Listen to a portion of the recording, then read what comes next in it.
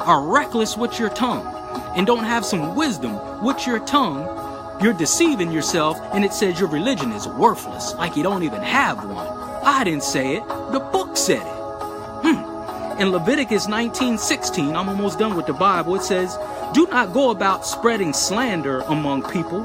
Do not do anything that endangers your neighbor's life. I am your Lord. Do not go about spreading slander among people. Do not do anything that endangers your neighbor's life.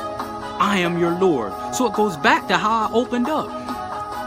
Gossip can destroy friendships, relationships, divide tribes and nations. It can get someone killed by people recklessly running their mouth.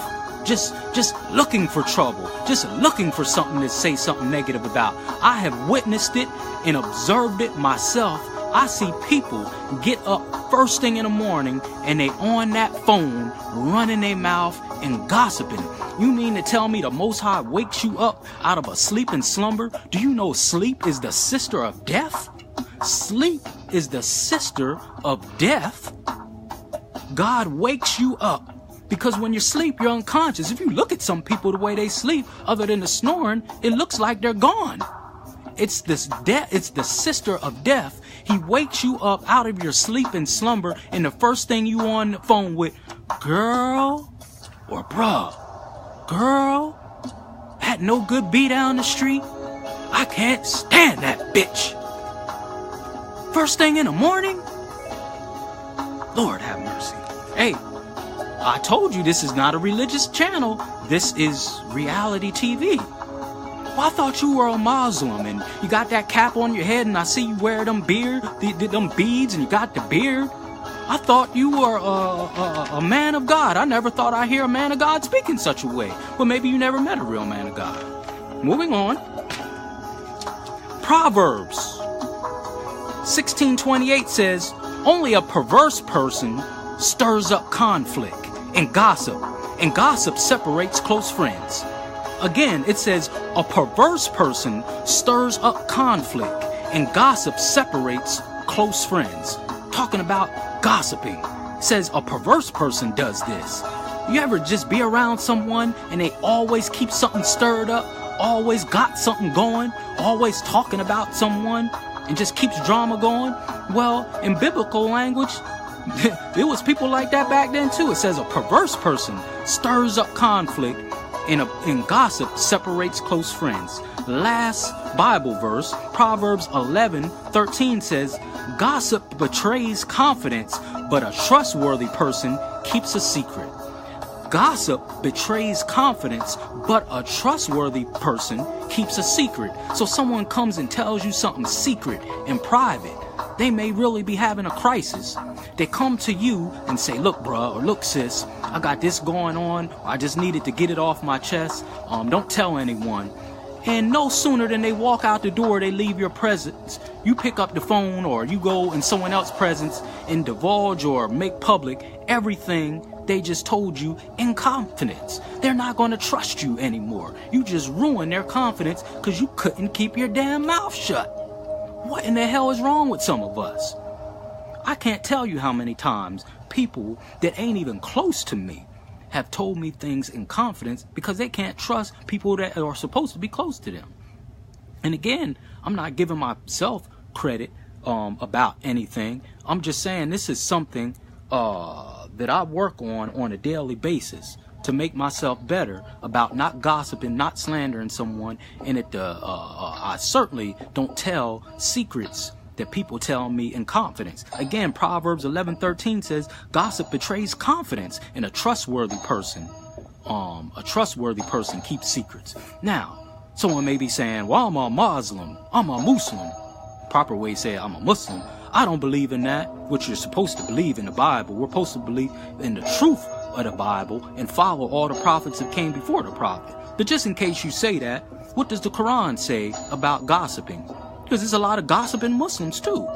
In Quran 49 verse 6 it says, O you who believe, if an evil person comes to you with any news, verify it first, lest you should harm people in ignorance, and afterwards you become regretful for what you have done. So that's Quran chapter 49 verse 6. It says, if an evil person comes to you with some news, you need to verify it first, and so you don't harm people in ignorance, and you'll be regretful for what you have done if you don't follow these steps. That's in the Quran. So if someone comes to you with some kind of news or some gossip, just don't go repeat it.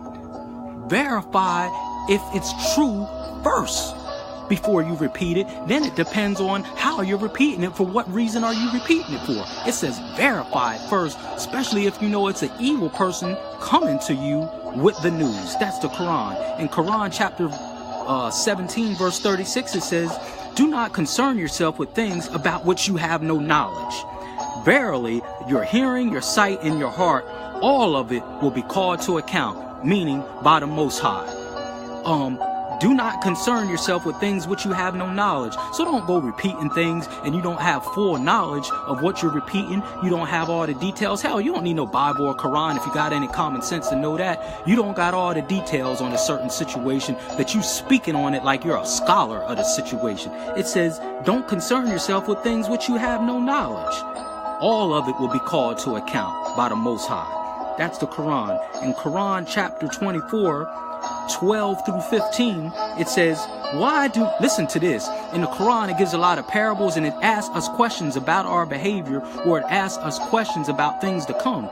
In this chapter, 24, 12 through 15, it says, why do not the believing men and women, whenever a rumor is heard, think the best of each other? Stop right there. It says, why do not the believing men and women, whenever a rumor is heard, think the best of each other? This is a common case of a Debbie Downer and a negative Nathan. You ever be around a person or persons, anything that comes to them about someone else, they always think the worst? This is truly a dangerous person. Someone is always being negative and always thinking the worst of something or someone. This is truly, listen to me on this, truly a dangerous person. Sister Karen says, even jokingly, you shouldn't do it. Some people may laugh, but a private is apart. Okay, thanks, Uncle Frank. So let me give you an example about being around negative people and always someone getting the negative out of someone or something. This is just an example. I don't advocate violence. I don't advocate crime. This is just an example. So say someone comes to you and says, there's that phone ringing first thing in the morning. See how people wake up in the morning. See how they wake up in the morning and what their vibe is. Mostly that's how their day is going to go and how their vibe is. I know they say it ain't how you start, it's how you finish. But how you start out your morning is a strong indicator how your day is. Someone first thing in the morning, pick up the phone. Hello? Hey girl, what you up to? Nothing much. Did you hear about Tamika? Nah, what about her? You know that bitch got caught stealing some clothes at Walmart? Stop right there. Stop right there. Now, I'm going to give you the negative version of a person and a positive version of a person. A negative person would say, I knew it. She ain't no good. I knew that bitch wasn't no good. I can't stand her. I hate her. She thinks she all that. The next time I see her, if I do, I'm going to slap the shit out of that bitch. Yeah, that's a negative person. I knew she wasn't no good. That's a negative person, always looking for the negative. And that's why the Quran says, why do the believing men and women, whenever a rumor is heard, why don't you think the best of your brother or sister? Now, here is a positive person. Someone is positive.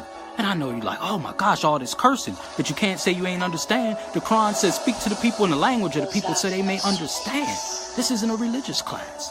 If you can listen to Power, Loving Hip Hop, Housewives of Atlanta, which is teaching you nothing but ignorance, you can listen to Brother Shareef speak it to you real a little bit. Now, here's a positive person. Ring, ring. Hey, did you hear what happened to Tamika? No, what happened? She got caught stealing some clothes at Walmart. Now, here's a person that isn't a gossiper, a slanderer, and got a positive vibe. Oh, that's really unfortunate. I hope Tamika is okay. And here is what the Quran is saying. Why can't you think the best? Are you sure that was her? You sure you got the right Tamika? Now you're giving your brother and sister the benefit of the doubt. Let's move on. The person giving you this rumor or this information says, oh, it was Tamika. I saw her picture on the news. Okay, well, maybe Tamika was stealing because her children didn't have no clothes. Did you ever think of that? People just don't steal typically for nothing. Now, we do got some thieves out there that just steal just for the sake of stealing. But a lot of times when people are stealing, they're in need. Hence is why in Islamic countries, see, this is the stuff they don't tell you. They try to say, oh, we bomb planes, we got 4 and 5 wives, and we hate white people and all this and that. But they don't tell you all the teachings. That's the sensational stuff, the stuff you see on Hollywood. Do you know if someone is caught stealing in a Muslim country, and if you're stealing like food or clothes, it now becomes the responsibility of the state to take care of you? Yes.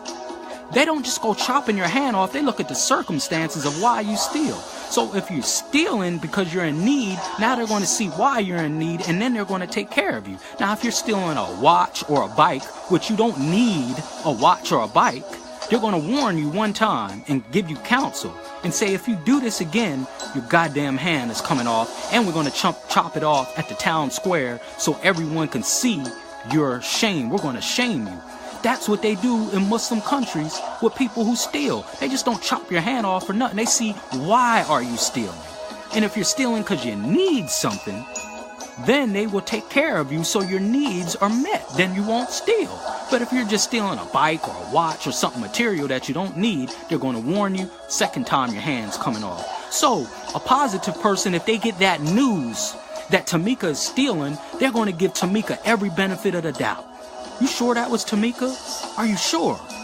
Well, I'd never known Tamika to steal. And then if it's verified, like that quote I showed you in the Quran earlier, that it was her, say, well, maybe Tamika needed something. But a negative person, a gossiping person, a person who's always looking for fault in someone, I knew it. I knew she wasn't no good. And then who is she? Who does that person go tell that news to? See, you got to have some wisdom. When you're telling these rumors and lies to other people, you don't know the mindset of these people most of the time, and then you don't know who they're going to go tell the information to, which makes it 5 times worse, and then it becomes like a wildfire. This is why gossiping is so dangerous, because whatever misinformation you gave them, you don't know who they're going to tell it to, and then you don't know how that person is going to divide the story and chop it all up. Gossipers and slanderers are master mathematicians. I'm going to say that again. Gossipers and slanderers are master mathematicians, meaning they divide, subtract, add, and multiply a story.